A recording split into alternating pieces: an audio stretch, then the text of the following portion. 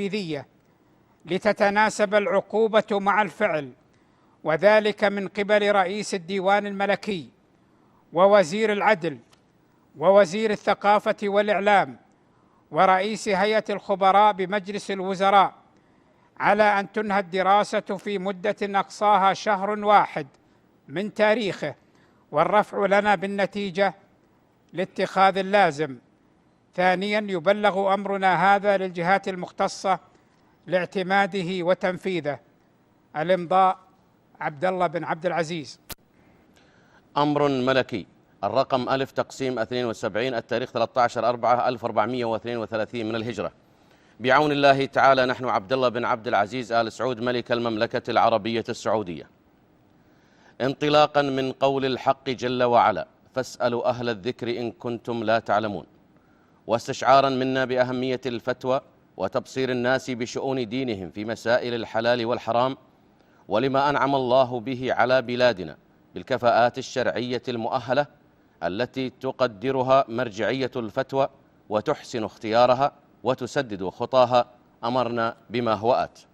أولا، إنشاء فروع للرئاسة العامة لإدارة البحوث العلمية والإفتاء في كل منطقة من مناطق المملكة. ثانيا، إحداث 300 وظيفة لهذا الغرض. ثالثا، اعتماد مبلغ 200 مليون ريال، وذلك لتلبية احتياجات هذه الفروع. رابعا، يبلغ أمرنا هذا للجهات المختصة لاعتماده وتنفيذه.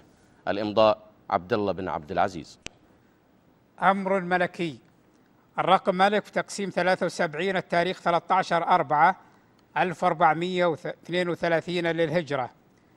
بعون الله تعالى نحن عبد الله بن عبد العزيز آل سعود ملك المملكة العربية السعودية، رغبة منا في إنشاء مجمع فقهي ليكون ملتقى علميا تناقش فيه القضايا والمسائل الفقهية تحت إشراف هيئة كبار العلماء، بحيث يتم من خلاله استقطاب العديد من كفاءاتنا الشرعية المؤهلة وإتاحة الفرصة لهم لتقديم أطروحاتهم العلمية ومناقشتها وإبداء الرأي حيالها بقرارات علمية رصينة تراعي ثوابتنا الشرعية في أفق المبادئ العلمية والأسس المنهجية لهيئة كبار العلماء، بما يتيح مستقبلا اختيار المبرزين منهم لمناصب علمية أعلى، ويخفف العبء على أعمال هيئة كبار العلماء لتتفرغ لمهامها بالتصدي للمسائل والقضايا الكبار،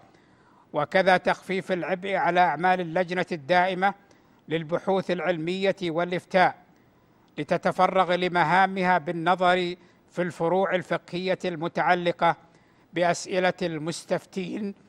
أمرنا بما هو آت.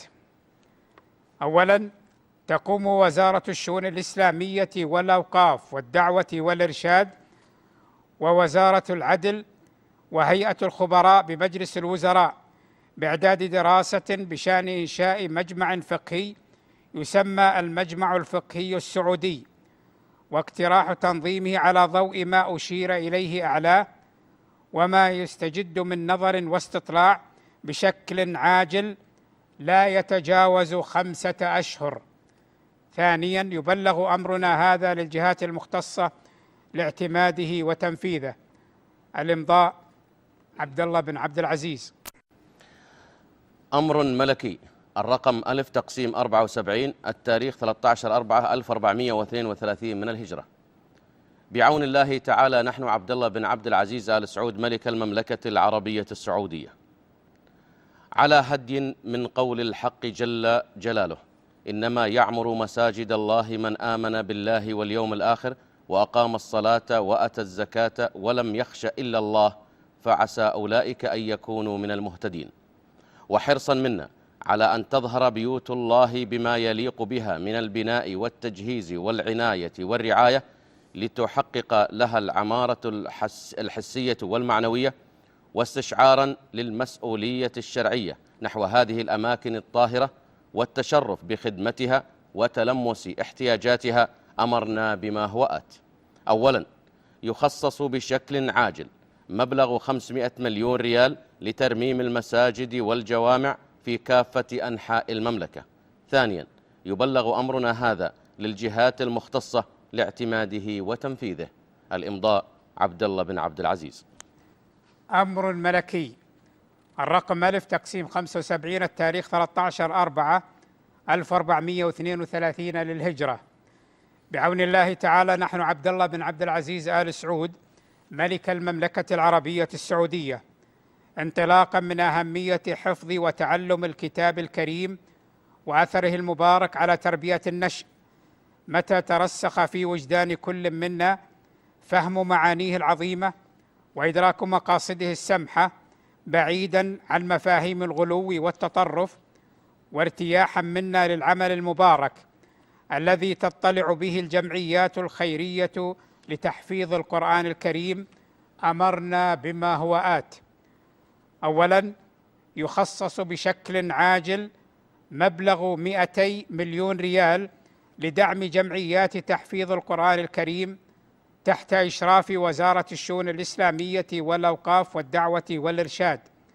ثانيا، يبلغ أمرنا هذا للجهات المختصة لاعتماده وتنفيذه. الإمضاء عبد الله بن عبد العزيز. أمر ملكي. الرقم ألف تقسيم 76 التاريخ 13/4/1432 من الهجرة. بعون الله تعالى نحن عبد الله بن عبد العزيز آل سعود ملك المملكة العربية السعودية، حرصا منا على استمرار الدولة في اطلاعها بواجبها في الدعوة إلى الله تعالى بالحكمة والموعظة الحسنة، بعيدا عن أساليب الغلو والتطرف، اقتداء بنهج سلفنا الصالح في الوسطية والاعتدال، أمرنا بما هو آت. أولا، يخصص بشكل عاجل مبلغ 300 مليون ريال لدعم مكاتب الدعوة والإرشاد بوزارة الشؤون الإسلامية والأوقاف والدعوة والإرشاد. ثانيا، يبلغ أمرنا هذا للجهات المختصة لاعتماده وتنفيذه. الإمضاء عبد الله بن عبد العزيز. أمر ملكي. الرقم ألف التقسيم 77 التاريخ 13/4/1432 للهجرة. بعون الله تعالى نحن عبد الله بن عبد العزيز آل سعود ملك المملكة العربية السعودية، انطلاقا من قول الحق سبحانه: كنتم خير أمة أخرجت للناس تأمرون بالمعروف وتنهون عن المنكر وتؤمنون بالله. وقوله تعالى: ولتكن منكم أمة يدعون إلى الخير ويأمرون بالمعروف وينهون عن المنكر وأولئك هم المفلحون. وإيمانا منا بأهمية شعيرة الأمر بالمعروف والنهي عن المنكر وأثرها العظيم في سلوك المجتمع المسلم، وحرصا على دعم هذه الفريضة الإسلامية التي أولتها المملكة ما تستحق من العناية والرعاية، اعتزازا منا برفع شعارها ودعم رجالها ورعاية أعمالها، أمرنا بما هو آت.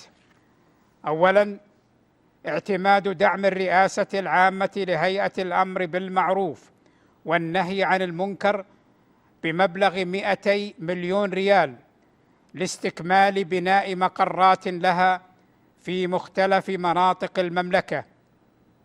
ثانيا، يبلغ أمرنا هذا للجهات المختصة لاعتماده وتنفيذه. الإمضاء عبد الله بن عبد العزيز. أمر ملكي. الرقم ألف تقسيم 78 التاريخ 13/4/1432 من الهجرة.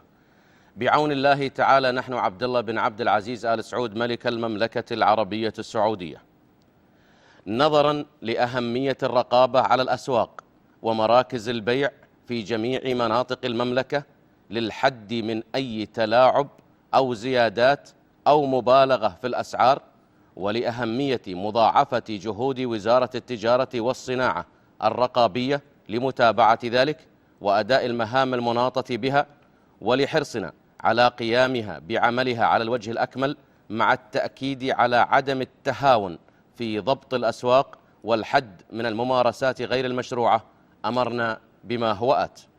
أولا، إحداث 500 وظيفة لوزارة التجارة والصناعة لدعم جهود الوزارة الرقابية